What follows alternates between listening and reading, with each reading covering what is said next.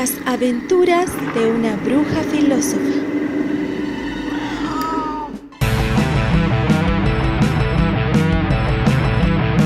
Vamos a ver algunos elementos sobre la filosofía latinoamericana y los movimientos sociales. Fíjense que desde la clase pasada que estuvimos ya planteando los temas de los anarquismos, ya estamos prácticamente abrazando los conceptos importantes del tercer módulo. A ver, te recuerdo un poco cómo es la estructura del curso de problemas filosóficos para que sitúes en tus ideas, a ver, ¿por qué estamos viendo los temas que estamos viendo? ¿Qué tiene que ver con un planteamiento de problemas filosóficos? Bueno, según nuestra asignatura.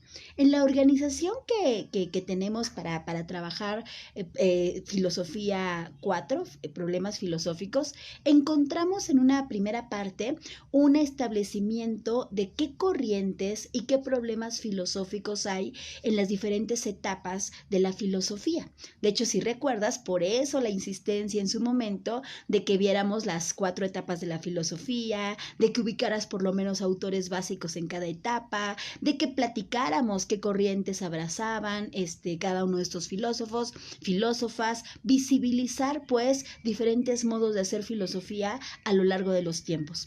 Que curiosamente, y hoy es precisamente la crítica, se ha situado sobre una filosofía occidental, siempre pensada desde los caminos de mamar la nutricia, mamar los conocimientos y las propuestas, pues por supuesto de Grecia, ¿no? Desde ahí se ha situado el conocimiento filosófico.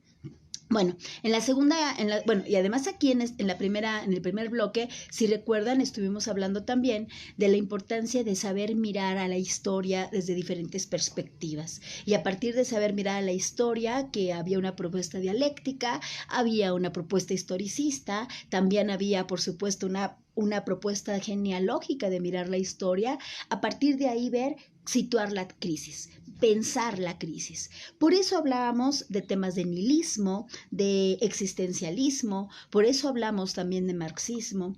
Pero cuando empezamos a hablar de anarquismos, ya desde la sesión pasada, ya estamos hablando no solo de una crisis, ahora estamos hablando de un planteamiento de alternativas, de un abanico de posibilidades frente al humano alienado. Recuerden, cuando yo hable del humano alienado o hable del humano, estoy sustituyendo o intentando sustituir la palabra androcéntrica, el hombre, ¿no? En todas las lecturas que encontramos siempre, es que la historia del hombre, no, yo no soy hombre, y muchas colegas que me ven aquí, Montserrat, Alejandra, Pamela, hola a todas, no son hombres. Andy, no somos hombres, entonces no es la historia del hombre. Bueno, si ustedes no quieren hacer el camino tan largo para decir, ay, profa, los hombres y las mujeres, está bien, hablemos de seres humanos, ¿no? Entonces, bueno, en el camino de los seres humanos hemos visto que hay una serie de crisis muy agudas que nos acompañan en lo íntimo, en nuestra subjetividad. Ahí hablábamos mucho de existencialismo, recuerden, hablábamos de las implicaciones del mito de Sísifo, etcétera. Pero llegamos también a una parte social, donde sabemos que somos hijos e hijas del mundo. Y aunque seamos hijos bastardos que no hubiéramos querido estar aquí, estamos. ¿Y cómo convivimos con esos otros? ¿Cómo nos desarrollamos con el mundo? Entonces, a partir de ahí, bueno, hablamos de marxismo, hablamos de hombre alienado, humano alienado, hablábamos del hombre unidimensional de Herbert Marcuse, y hablábamos de una serie de cuestiones críticas, por ejemplo, desde la teoría crítica, para tratar de pensar de manera distinta nuestras relaciones con nosotros y los otros. Bueno, de ahí es que empezamos con anarquismo para plantear una praxis y una filosofía política que da algunas alternativas para pensar. Ahora, nos toca hablar un poquito de filosofía latinoamericana. ¿Por qué filosofía latinoamericana? ¿Por qué es importante hablar de filosofía latinoamericana?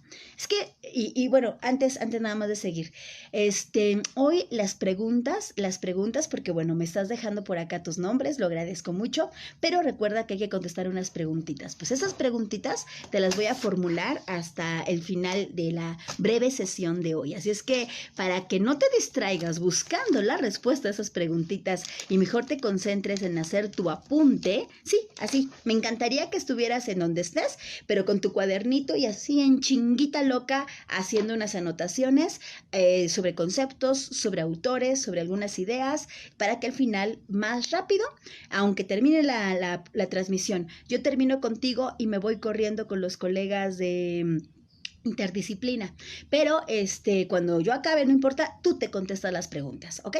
Entonces les voy a dejar hasta el final. Bueno, te decía, lo que se pregunta a la filosofía latinoamericana y por qué es importante hablar de ella, es porque nace ante la inquietud, ante el cuestionamiento de qué es lo propio y qué es lo ajeno. Y me imagino que esa es una pregunta que los pensadores latinoamericanos se hicieron como tú te la haces hoy de chavito, de chavita, cuando dices, ¿cuántas de las ideas que yo tengo son mis ideas, es producto de mi propia reflexión? ¿Y cuántas de mis ideas son producto de un mundo, o de mi papá, o de mi familia, o de mi mejor amigo, o de mi novia, en donde de alguna manera he permitido pues que esas ideas me inunden y ya no sé quién soy yo? Yo no sé si soy yo o soy producto del mundo, ¿no? Digo, claro, todos y todas somos productos del mundo porque somos seres culturales, pero ¿qué tanto nos hemos dejado influenciar? ¿Qué tanto hemos permitido que nos llegue a nuestra conciencia a grado tal de arrebatarnos nuestra propia personalidad, nuestra propia identidad? Bueno, pues precisamente apartamos de que la filosofía latinoamericana es un pensamiento que cuestiona todos los cánones metafísicos y epistemológicos, atención con estas palabras, epistemología, metafísica. Ya hemos hablado mucho de ellas como ramas de la filosofía, pero bueno, lo que hace precisamente la filosofía latinoamericana es decir, toda esta metafísica, toda esta epistemología que me han enseñado para hablar de la historia, no solo de la filosofía, de la historia, todo el conjunto de aprendizajes, y vamos a situarlo en la escuela, todo el conjunto de aprendizajes escolares que hasta hoy he aprendido, tiene que ver con una reflexión dada en un contexto muy lejos al nuestro. Es decir, ¿por qué? Qué curioso que me hablen en la escuela de matemáticas desde Asia, lo cual no le resto la importancia porque somos multiculturales, pero ¿por qué yo no sé nada de las matemáticas mayas? ¿Por qué a la hora de hablar de los idiomas, por qué hay tanta insistencia en aprender inglés y no conocer alguna de las 68 lenguas originarias, idiomas originarios de mi propia cultura? ¿Por qué conozco tanto sobre la vida de Estados Unidos o me importa mucho el 4 de julio cuando no sé del 11 de septiembre? Y no me refiero al 11 de septiembre norteamericano, sino el 11 de septiembre chileno, por ejemplo, cuando llega Pinochet a intentar derrocar al gobierno democrático y socialista de Salvador Allende. ¿Por qué sé tanto o pretenden que sepa tanto de la historia de otras culturas, pero que nada tienen con una realidad cercana, ¿no? O sea, por ejemplo, una cuestión muy concreta. En Europa se hablaba y se alababa de la maravillosa oportunidad que la pandemia dio a algunas personas de poder retomar la educación en línea. Y me acuerdo de algunos comentarios que leía en una revista francesa donde decían, es que es maravilloso que la pandemia nos permitió descansar, nos permitió retomar cosas personales, empezar a hablar de lo que nos importa como personas, unirnos a la familia, pues de alguna manera regresar a nuestro centro. Y otros decían, no, es que es una magnífica oportunidad para ponerse a leer y la virtualidad es genial, así es que yo tengo ahora todas las herramientas para cultivarme. Se nota muy bien que estás hablando desde un contexto francés, porque en nuestra realidad y en nuestro contexto latinoamericano, particularmente mexicano, la situación es tan distinta, es tan otra. Yo no me puedo tomar el descanso porque no sé qué va a comer mi familia yo en la tarde, porque el 60% de esta población depende de un trabajo informal.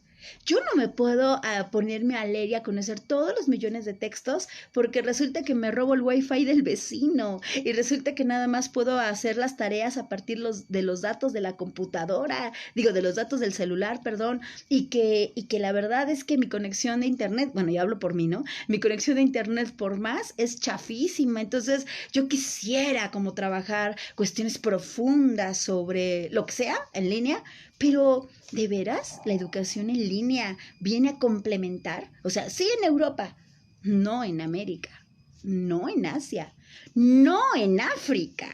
O sea, aquí esto hay que dejarlo muy claro. La filosofía latinoamericana comienza cuestionando un pensamiento eurocentrista, colonialista, atención con estas dos palabras, eurocentrista, colonialista, que piensa que su realidad es la realidad del mundo.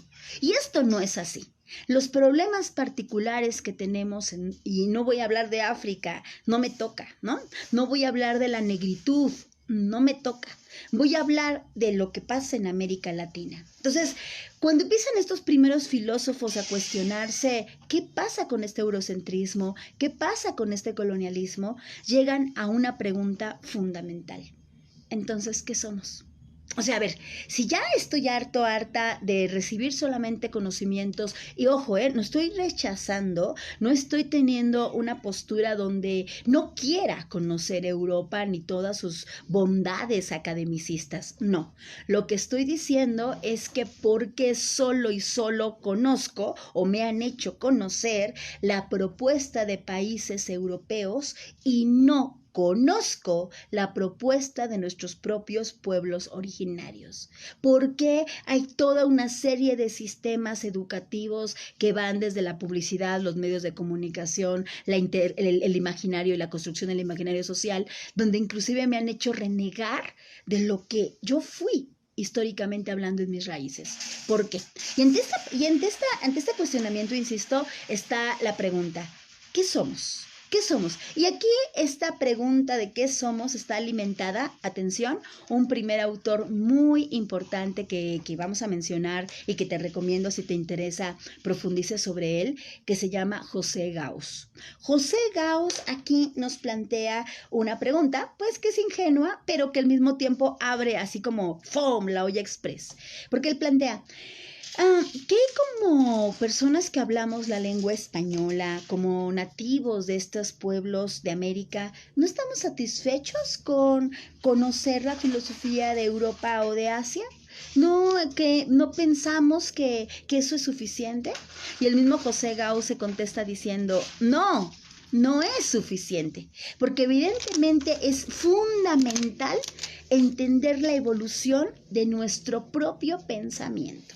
Y en nuestro propio pensamiento tiene caminos, tiene obstáculos, tiene maneras de pensarse y de conformarse distinto, donde entra otro personaje de filosofía latinoamericana, José Vasconcelos. Sí, José Vasconcelos. Ese que, si tú llevas interdisciplina, ese que has visto, el de la raza cósmica, que por cierto era medio nazi. Ese mero que dice en realidad el que le debemos el lema de la UNAM, por mi raza hablará el espíritu, pero que si le hubiéramos dejado completar la frase, decía, por mi raza hablará el Espíritu Santo.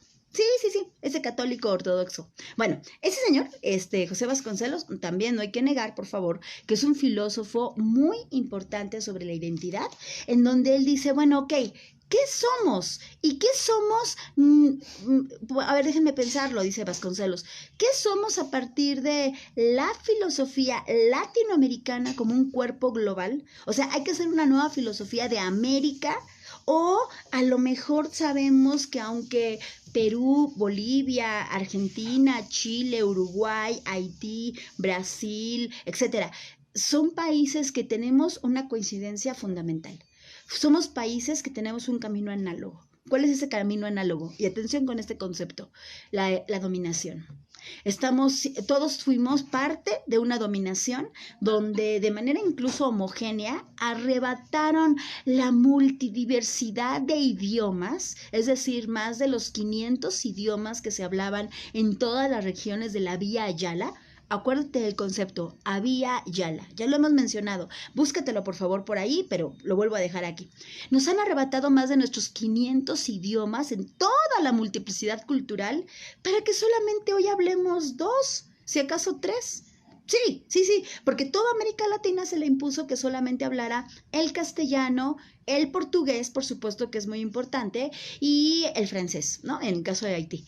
O sea, nos arrebataron todo esto y estos países tenemos toda esta tradición conjunta. Pero dice José Vasconcelos, ¿cómo habría que pensar América? ¿Como un corpus o como posibilidades que aunque todos tenemos la misma dominación, porque los mismos conquistadores europeos llegaron, todos tenemos el proceso de colonización, o pensar también que las particularidades geográficas, territoriales, comunales que tiene cada país hace que no haya una filosofía en América, sino haya filosofías en América? O inclusive ya cuestionamos si hay filosofías en América, si no hay filosofías en las Américas latinas, ¿no? Por eso es muy importante conocer a quien le interese este tema. Bueno, y aunque no te interese, colega, hay que a veces darnos como oportunidad de encontrar textos desconocidos que no nos son comunes y que a lo mejor de motu propio nunca leeríamos. Pero bueno, por eso estoy aquí, para estarte molestando y diciéndote, oye, ¿conoces a tercer autor que he mencionado esta mañana? Augusto Salazar Bondy. Ah, chinga, ¿quién? Te acabo de poner en Las Aventuras su texto, por cierto. Sí, se llama Augusto Salazar Bondy. Él es un peruano.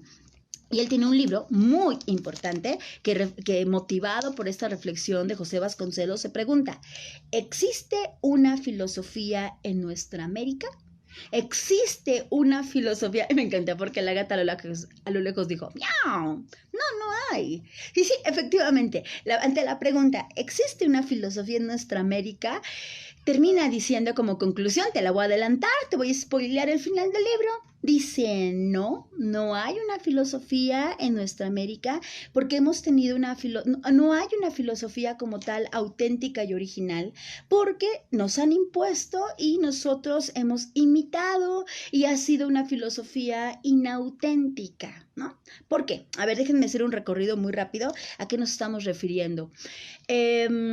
Si ustedes, bueno, no sé si lo recuerdan porque lo han visto en ESEM, lo han visto en historia, lo han visto en filosofía.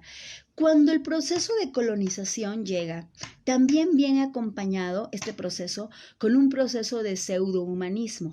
¿A qué me refiero? Que llegaron una serie de padres, de hombres de fe, que vinieron también a colonizar algo que es fundamental para una persona, no solamente su cuerpo, sino su espíritu, sus ideas.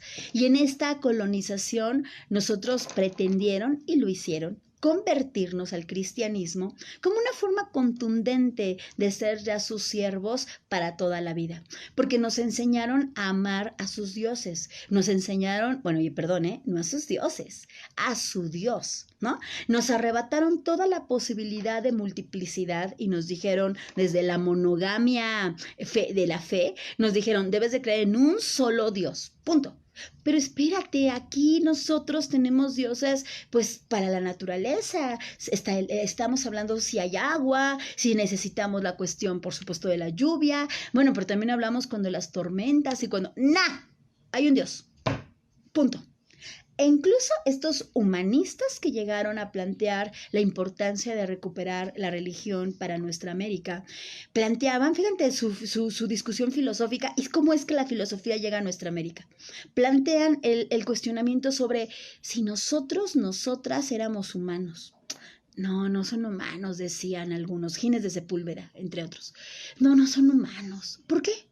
Míralo, vilo, no creen, o sea, no tienen alma, no, o sea, son hijitos del demonio, porque hasta que no los convertamos y los hagamos personas, a ver, espérame, ¿y qué necesito para ser persona? Tener alma. Pero espérame, ¿cómo es eso del alma? Necesitas creer, ¿no? Necesitas creer lo que yo te estoy diciendo que creas, no lo que tú quieres creer, lo que yo quiero que quieras, porque si tú creas lo que yo quiero que creas, entonces ya te vuelves humano. ¡Voilà!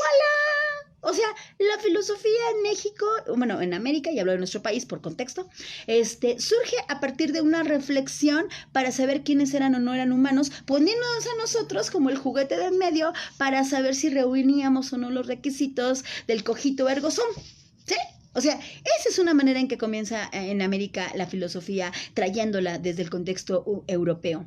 Luego la filosofía se vuelve una escolástica, ¿no? Vienen los españoles y empiezan a trabajar sobre la escolástica, que acuérdate, ya vimos escolástica, que tiene que ver con un trabajo de relacionar la fe y la razón. Y después, siglos después, viene el positivismo. y con el positivismo, toda una manera de situar el conocimiento y la ciencia. Pero aquí me voy a detener un poco.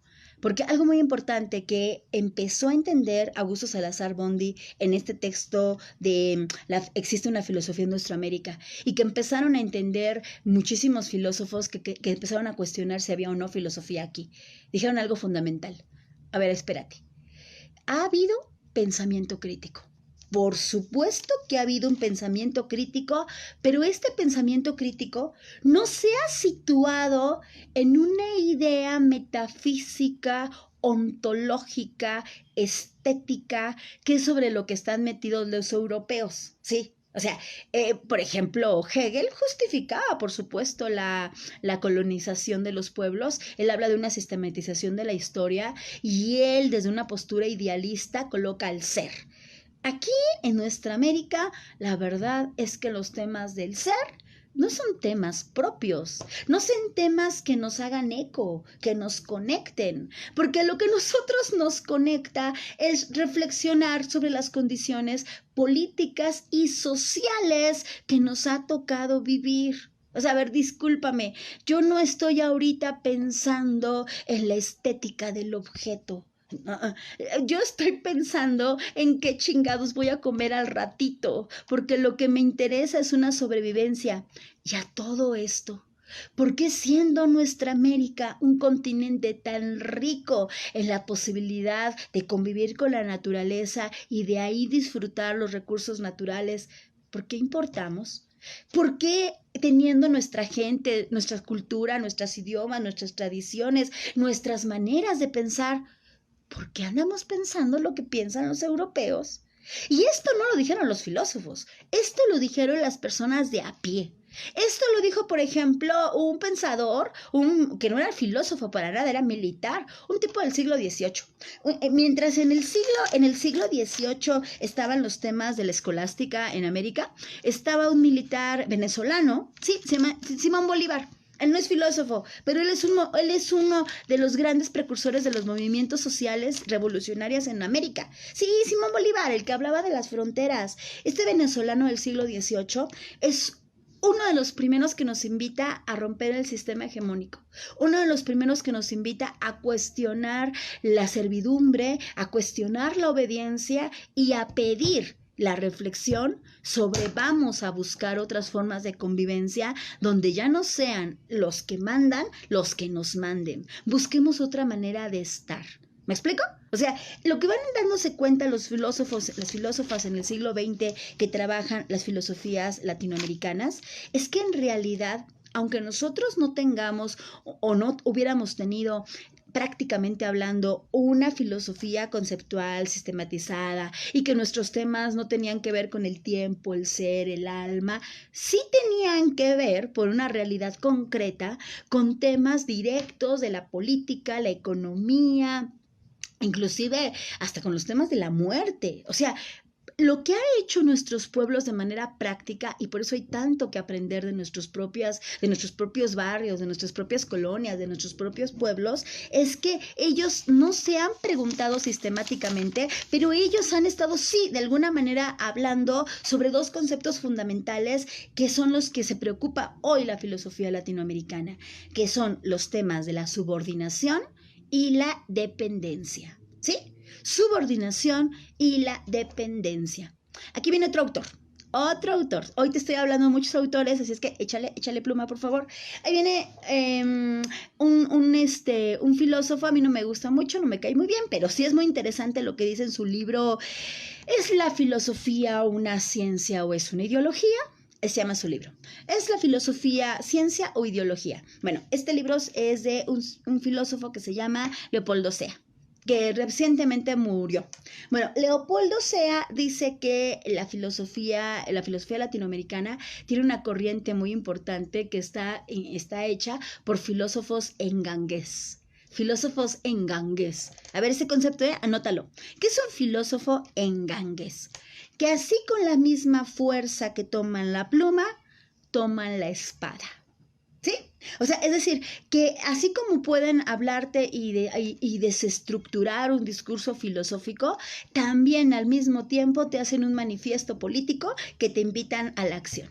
¿no? Y él pone ejemplos de filósofos de su momento, de los años 60, 70, pone a filósofos como Sarmiento, es un filósofo muy interesante, se llama Domingo Fausto Sarmiento, argentino por supuesto, y también hay que decir, como algo muy importante, la filosofía latinoamericana, una de sus discusiones y vertientes de análisis muy, muy importante, se dio en Argentina. De hecho, en Argentina hay una derivación de la filosofía latinoamericana que a lo mejor a ti te interesa, y te interesa porque de alguna manera a este tipo de filosofía latinoamericana le interesa mucho hablar de una creencia, pero ya no de una creencia colonizada, sino de una creencia propia. Y habla de la misma figura de Jesús como una de las vertientes pues de la teología de la liberación. Pero la teología de la liberación viene de la filosofía de la liberación, y la filosofía de la liberación viene de la filosofía latinoamericana. ¿Sí? ¿Me sigues? Bueno, entonces en esa teología de la liberación hablan de ubicar a un Jesús como un pensador revolucionario, crítico, que no murió por ser hijo de Dios, sino murió por rebelarse al sistema, ¿no? Entonces son como ideas que en muchos pueblos latinoamericanos se tienen, y que muchos pueblos latinoamericanos a la hora de formar sus guerrillas y tener su lucha contra las dictaduras, contra las imposiciones capitalistas, ha sido un vector, una inspiración de lucha y de trabajo político. De hecho, no me va a dar tiempo de hablar, pero me parece muy llamativo el tema sobre cómo muchos pueblos organizados en nuestra América Latina han tenido como este vector revolucionario la idea de Jesús, ¿no? Y la idea de la religión, pero ojo, ya no de una religión que se impone, sino de decir, de esto que me impusieron, déjame deconstruir, déjame sacar y aprovechar lo que a mí me parece importante. ¿Sí? Bueno, pero me regreso. Lo que dice entonces Leopoldo Sea es que hay filósofos engangues. Estos filósofos engangueses son aquellos que, así como te hablan de la propuesta filosófica de Nietzsche, al mismo tiempo te invitan a que no te quedes pasivo ante las situaciones cotidianas que estamos. Porque, a ver, colega, esto es algo muy básico, neta. Neta, por favor, desde tu corazón, desde tu sentipensar, una categoría que ya te había platicado que nos comparte Eduardo Galeano. No nada más es pensar racionalmente, no nada más es sentir y desbordarse, es hacer esta combinación, ¿no? Sentí, siento, pienso. Y a ver, ¿tú qué piensas precisamente sobre la pobreza, la marginación, la impunidad, la corrupción, la injusticia? Es fuertísimo lo que está pasando en Estados Unidos, y me llama la atención, y ya te lo decía ayer antier en las clases de anarquismo, de cómo George Floyd ha causado toda una revuelta mundial. Pero sí sabes que aquí en marzo unos policías en Baja California, en Tijuana, asesinaron también a una persona, ¿no? Estaba aventando piedras y le empezaron a golpear, y así con el método de la asfixia con las piernas, un policía, que está por cierto televisado, está por cierto tomado en las redes sociales. Yo no veo un movimiento aquí al respecto. ¿Sí supiste que en esta semana fue Veracruz? De hecho, te puse la noticia anoche. En Veracruz, una persona que no traía tapabocas la empezaron a increpar y le empezaron a golpear. Sí has estado claro de que en este mundo, hablemos, no de Estados Unidos, no de Rosa Parks, no de Martin Luther King, no de Malala, no del calentamiento global en el mundo, no, hablemos de una realidad latinoamericana.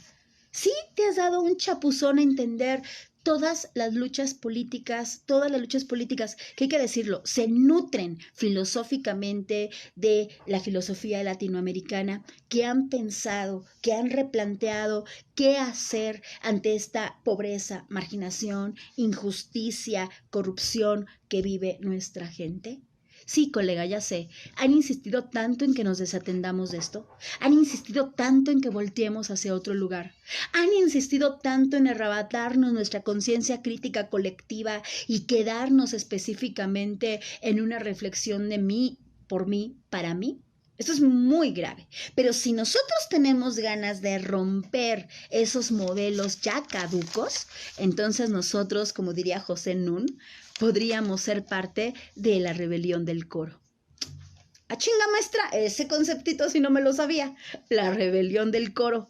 ¿qué es eso, pues? O sea, ¿de qué me está hablando? ¿Y quién es José Nun?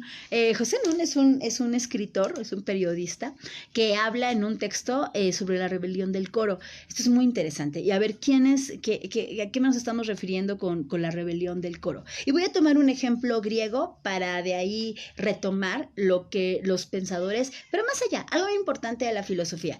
La filosofía tiene que aprender algo, ¿no? Las filosofías tienen que aprender algo. A mirar, a escuchar, a callar y a aprender. O sea, es decir, gracias, Jani, dice que en Jalisco una persona sin cubrebocas, sí, pero no fue exactamente en Jalisco, fue un lugar de Jalisco, ¿no? Un pueblo de Jalisco, ¿sí? Y bien, Lisbeth, lo del video que nadie compartió de Tijuana, ¿cierto? ¿No? Bueno,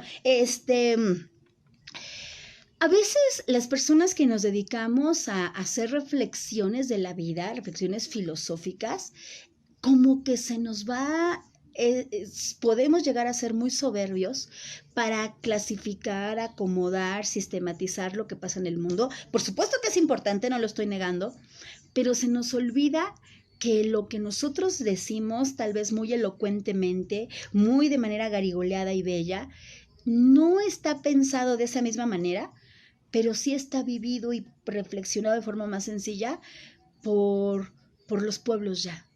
El caso, a ver, para la cuestión mediática, lo que está pasando en Estados Unidos. Lo que está pasando en Estados Unidos no es solamente el enojo, el descontento, el hartazgo a partir de lo que pasa con el asesinato de George Floyd, sino es la punta de lanza para que miles y millones, no nada más de afrodescendientes, o de afroamericanos, sino miles de latinos, miles de mujeres, miles de marginados, estén diciendo desde hace mucho tiempo, pero parecía que hasta que no hay una oportunidad mediática para acomodarlo, pudo visibilizarse, ¿no? O sea, no quiere decir que hoy el racismo haya comenzado y que estemos luchando contra el racismo, no. El racismo parecería que ya es una categoría de análisis que ha mirado lo que desde hace siglos el colonialismo nos ha traído, porque el colonialismo nos ha legado como una importantísima aportación de mierda, que los humanos somos diferentes y que somos diferentes por nuestra clase social, que es una invención que ellos nos obligaron a pensar así, que somos diferentes por nuestro color de piel, nuestro estatus social, y nos la hemos metido tanto en el imaginario, ha influido tanto en nosotros que hoy tu mamá te ha de decir, mija, cásate con alguien güerito para mejorar la raza. Entonces, bien curioso, ¿no? O sea, tú dices, sí, qué bueno, la lucha contra el racismo. Cuando pululamos Hitler y vomitamos Bolsonaro, Trump a la hora de hablar, ¿no? Llama mucho la atención la represión que está llevando a cabo el gobierno y donde incluso los propios sectores del gobierno se están oponiendo a los militares que está queriendo echar Donald Trump a la calle, y el secretario de Defensa le dice, no, Trump, no le puedes mandar militares al pueblo. Cuando en México, bajo cualquier pretexto, hoy el coronavirus o antes la delincuencia organizada, el ejército está en las calles, ¿no? O sea, a ver, ¿cuál es nuestra crítica? Y eso es muy importante. Nosotros, ¿cómo estamos situados? Por principio, y antes de hablar de la rebelión del coro, ¿estamos buscando nuestra identidad? Esto nos lo sigue preguntando Leopoldo Sea. ¿Buscamos nuestra identidad? ¿Buscamos qué está pasando con nuestro propio largo camino para entender quiénes somos? Y a partir de quiénes somos, hemos reflexionado sobre si somos pueblos asimilados, pueblos dependientes, pueblos colonizados, y entonces en ese sentido, ¿qué lugar ocupamos en el mundo? Esto lo hemos reflexionado y esto nos lleva a pensar cuál es nuestro lugar dentro de la rebelión del coro. Que les voy a citar el texto, lo voy a poner inclusive ahorita en las aventuras. La rebelión del coro, te voy a decir, la rebelión del de José Nun, plantea hacer como esta analogía. Una tragedia griega en el centro del escenario que estaba siendo ocupado por los héroes, ¿no? Y que los héroes siempre han sido en el imaginario, en el arquetipo colectivo, las figuras de seguimiento. Por eso te encantan los cómics, porque te encanta idealizar héroes, porque te encanta colocar expectativas sobre otros que tienen superpoderes, ¿no? Por eso la gente está tan urgida de un caudillo, de un López Obrador o de quien sea. Por eso la gente le encanta poner entre su grupo a un líder, porque estamos como necesitados de que alguien nos diga, eso es un cuestionamiento latinoamericano que hacemos, que de veras estamos urgidos de que alguien nos diga qué tenemos que hacer. Pero bueno, bajo este contexto, colocamos un héroe, un líder en el centro, y esto lo hacían a la hora de la representación de las tragedias griegas, y el que por supuesto, inclusive, aunque fuese mujer, el participante, no sé, de la tragedia griega escrita por alguno de los dramaturgos importantes, siempre iban a ser representados por hombres, las mujeres no podían estar. Todos aquellas que hacían el coro eran precisamente los niños, los esclavos, los viejos, los mendigos, las mujeres, los inválidos, todos aquellos que no tenían la palabra, todos aquellos que no han sido el centro de la reflexión, ¿no? Yo me acuerdo, alguna vez lo he comentado, ¿no? Que yo escuchaba de niña muy comúnmente la frase de, si no eres bonita, entonces tienes que ser inteligente. Porque entonces entendía que en este mundo nada más hay formas de entrar en el mundo, ¿no? Y que si yo era mujer, ya de entrada la tenía de perder.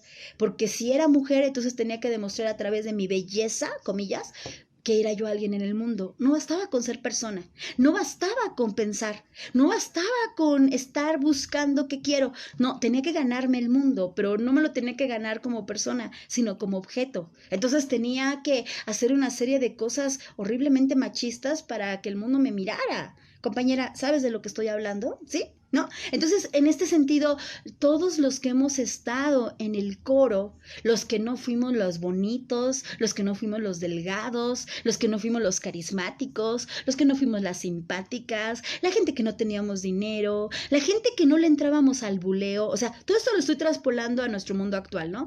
Todos aquellos que no respondíamos con el putazo que nos daban, todos aquellos que nos encerramos en nuestro cuarto de angustia y ya no sabemos qué hacer para sobrevivir. Y no me refiero solamente a la cuestión económica, sino a la vida existencial. Todas esas personas, hoy esa persona allá afuera que nunca se enteró del coronavirus porque nunca tuvo casa ni pudo decirte quédate en casa, sino fue un desposeído. Sí, los niños de la calle, ¿no? Todos esos animales de la calle. Ayer salí muy rápido a hacer una compra de vida porque yo sigo encerrada. Y salí a la calle, y bueno, y sigo encerrada a partir del privilegio, pues he de decirlo con mucha vergüenza, he de reconocer que tengo el privilegio de poderme quedar en casa. Bueno, pero salí ayer a la calle un momento y vi un perro que me miró con unas ganas de llévame Diana, ¿no? ¿A qué me estoy refiriendo? A todos aquellos y aquellas desposeídas que no tienen voz, de pronto empiezan a decir, nosotros también tenemos voz. Una voz que inclusive la filosofía con el propio Aristóteles les había arrebatado, pero una voz que habla de exigencias, de demandas, pero también habla de desesperación y hartazgo. Los movimientos sociales en América Latina, y es que estoy viendo aquí el documento que te dejé de la tarea para que te acuerdes pues de toda la serie de tareas que te dejé para hablar de estos temas, implica pensar y darle un aprendizaje a entender a esa lucha de hombres, mujeres, campesinos, indígenas, negros, niños, incapacitados, etcétera, etcétera, que a lo mejor ni siquiera conocemos. A ver, te pregunto, ¿has oído, porque algunas veces te la mencioné, pero en general, ¿has oído la lucha de las mujeres de la Plaza de Mayo? ¿Sabes qué es eso? La lucha de las mujeres de la Plaza de Mayo. ¿Has escuchado alguna vez el movimiento de trabajadores sin tierra? ¿Has escuchado, a ver, los cacerolazos pa pronto? ¿Has escuchado el movimiento de los comedores populares? ¿Has oído sobre las tomas de terreno? Y no me refiero a las tomas de terreno estas que promueve Antorcha Campesina, ¿eh? Por favor, y hablando de movimientos sociales, no confundamos en lo absoluto, por favor, Antorcha Campesina con un movimiento social. Antorcha Campesina, tristemente, es un grupo armado por el propio PRI, como un grupo golpista, que incluso se hace para luchar contra los grupos sociales. Es como un grupo paramilitar, pero que no mata, pero que sí mete ruido. Tú sabes que siempre en todos lados en los movimientos hay infiltrados, hay gente que busca otros intereses, y entonces lo que hizo el PRI fue hacer un grupo de personas desposeídas igual, un grupo de personas que también, por supuesto, tienen situaciones de marginación, pero les prometieron una serie de prebendas para que se unieran a ellos y a partir de ahí golpearan, lastimaran, jodieran otros movimientos sociales legítimos. Entonces, cuando hablo de la toma de terrenos, no me estoy refiriendo a Antorcha Campesina. Me estoy refiriendo a los grupos de ocupas, a los grupos de personas organizadas en América Latina. Digo, porque podría hablar del mundo, pero no, estamos hablando de una filosofía latinoamericana. Estamos hablando de la búsqueda de un pensamiento y de la construcción de varios pensamientos propios. Estamos hablando de una rebeldía que se gesta en nuestras propias culturas, ¿no? Y que estas reivindicaciones han pasado por muchísimos caminos, porque ahí, digo, ahorita te ponía algunos ejemplos, pero esto implica, y a ver, tengo aquí este texto que te recomiendo muchísimo, está en PDF, es de Marta Harnecker, Marta Harnecker ya te la había recomendado hace algunas semanas cuando hablábamos de marxismo, por si te interesaba saber sobre marxismo. Bueno, Marta Harnecker tiene este texto que se llama Haciendo posible lo imposible, muy bueno, muy bueno. Ay, Diana, aparece el Che, aparece Marx. Pues sí, curiosamente la mayoría de estas propuestas están desde la izquierda, por razones obvias, ¿no? Y no, ojo, no todas las propuestas siguen cuestiones marxistas, no todas las propuestas siguen cuestiones maoístas. Eso es precisamente algo muy importante que nos está enseñando la filosofía, no centrar todas las ideas en un mismo discurso y, como decíamos recientemente, ser personas prejuiciosas que digamos, sí, pero es que todo es Venezuela. No estoy hablando de Venezuela. No, pero es que la experiencia comunista de Cuba. No estoy hablando de Cuba, estoy hablando de la lucha de los pueblos. No me estoy refiriendo a el gobierno, o sea, no voy a defender, por ejemplo, en su momento fue muy importante la revolución nicaragüense que se sublevó en los 70s contra la dictadura de Somoza, pero no voy a decir maravilloso lo que pasó con los revolucionarios nicaragüenses, que por supuesto son hoy gente sumamente corrupta que está reprimiendo al pueblo. O sea, no, estoy hablando, y aquí es lo que nos invita a un pensador. Él no es filósofo, es sociólogo, pero es un pensador que te recomiendo muchísimo, bueno, aparte de Marta Harnecker, un pensador que se llama Raúl Sivecki, aquí lo tengo, Raúl Sivecki, en este texto que también está en PDF, que se llama Dispersar el Poder, en donde él plantea que los movimientos sociales son movimientos que hacen contrapoder y que no están aspirando al gobierno. Y por favor, colega, yo sé que tu papá, que tu mamá, yo sé, señora, si usted me está mirando ahorita en esa transmisión, le sugiero muchísimo investigar a fondo, porque es muy fácil desacreditar un movimiento social diciendo, hay intereses oscuros de por medio. Alguien los está financiando.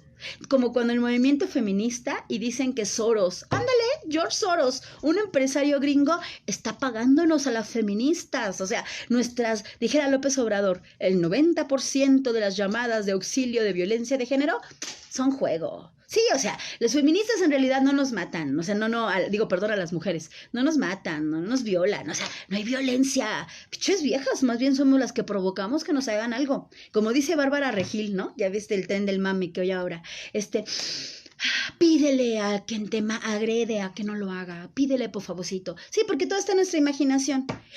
Colegas, este tipo de ideas son las que tradicionalmente son populares en la gente que te llama chairo, en la gente que te llama progre, porque dicen que al final hay intereses oscuros que hay detrás de un movimiento. Te puedo hablar y te puedo hablar largamente, no voy a hacerlo, pero por ejemplo, el movimiento zapatista al que yo me he interesado desde hace muchísimos años, un movimiento que surge en 1994 al grito de ya basta pensar que el único modo de entender a la sociedad estoy hablando desde el 94, es a través de un tratado de libre comercio donde Salinas de Gortari nos había dicho que ya estábamos en una etapa de desarrollo muchísimo más alta, etcétera, y que vino a decir el EZLN que este país no solamente vivía un racismo estructural, sino también una desigualdad económica en donde cientos de miles de personas, particularmente campesinos e indígenas, viven en una situación de miseria.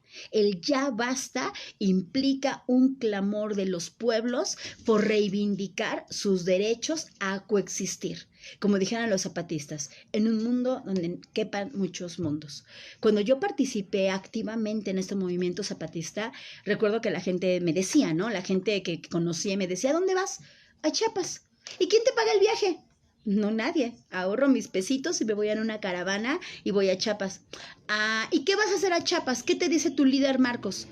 Perdón, yo no tengo un líder, no se llama Marcos, él es un personaje dentro del movimiento zapatista, pero yo voy a conocer la lucha de hombres y mujeres tzotziles, celtales, tojolabales, que van a mostrarme su manera del mundo y que quiero ver si de alguna manera podemos hacer equipo para apoyar lo que ellos están trabajando y haciendo, porque ellos nos están dando una gran lección de vida. Lo único que tienen y con eso se arman es la esperanza de construir algo distinto. No, o sea, a ver, espérate. O sea, nadie va nomás a ver tal. ¿Cuánto tiempo te haces? No, pues unas 19 horas más o menos pegada a la comunidad, porque de donde voy a específicamente Ocosingo, para ir a Los Altos o para ir a tal, me tardo tal y tengo que hacer eso. Ay, alguien te paga, güey. O sea, o con eso después quieres ser político. No me interesa. Entonces, ¿por qué estás ahí? O sea, ¿cuál es el interés? Conocer, entender, apoyar, saber que hay otros mundos posibles, darle voz cuando llegue a toda la experiencia tan rica, fuerte, nutritiva que implica conocer a los pueblos indígenas en lucha. Y no, nadie le daba crédito, y hasta incluso una vez mi papá me dijo, Diana, es que estoy muy preocupada porque estás metida en una mafia. Y yo, chinga, ¿cuál es la mafia, no? Al final, cuando empecé a leer sobre filosofía latinoamericana, entendí que no, Diana, ay, qué bonita Diana, no, solamente tú eres, somos personas hartas de lo que está pasando en el mundo y estamos buscando maneras desde el pensar, pero también desde la acción. Eso es muy importante, la teoría y la praxis. Y esto siempre se la voy a rescatar a Carlos Marx. No basta solo con contemplar, hay que accionar. Y ese accionar implica buscar el modo en que las condiciones sociales, económicas, políticas de nuestras personas cambien. Entonces, no hay necesariamente, no estoy diciendo que todo es purista, que todo es hermoso, que todo es bello, que idealices y que digas, no, qué romántico, es hermoso. No.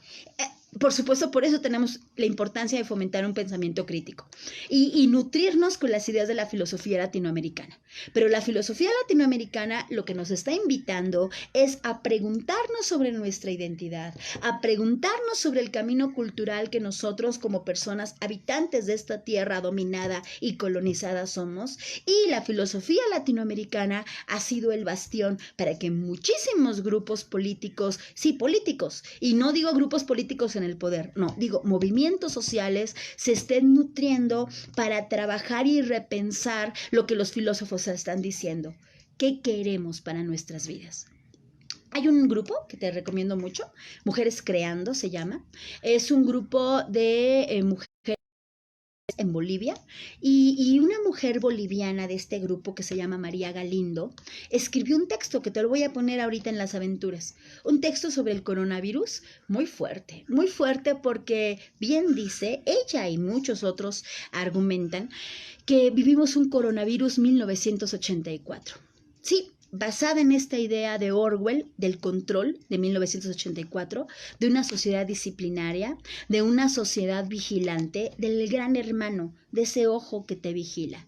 Y de ese ojo que te vigila en donde nosotros nos hemos vuelto enemigos de nosotros, donde nosotros nos hemos vuelto los delatores, donde nosotros nos hemos vuelto los lumpen. ¿Sí te acuerdas de la idea del lumpen proletariado?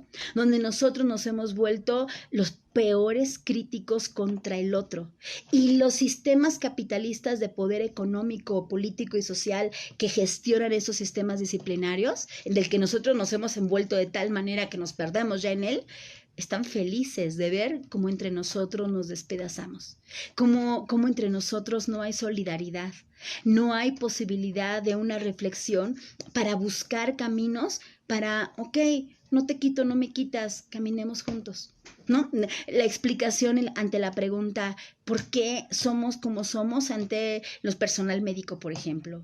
¿El miedo, la ignorancia justifica la violencia?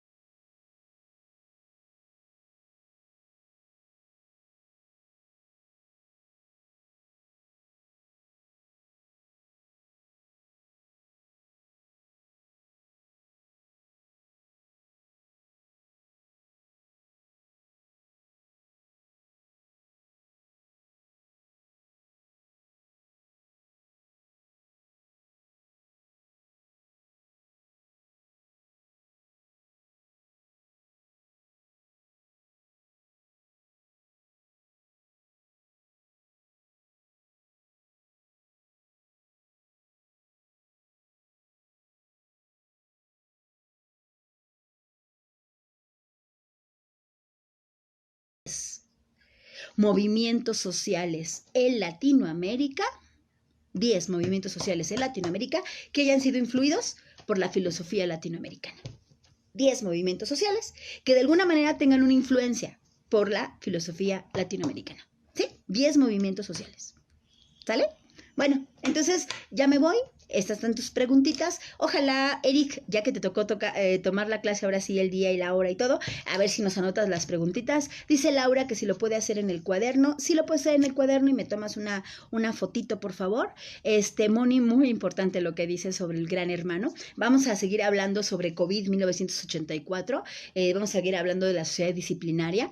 Anótate por ahí un autor que vamos a hablar de él un poquito en las próximas clases, que se llama Michel Foucault. El querido Foucault, pelón todo él. ¿Te acuerdas? Ya hemos hablado de él. Michel Foucault. Bueno, hablaremos de él. Ya me voy corriendo.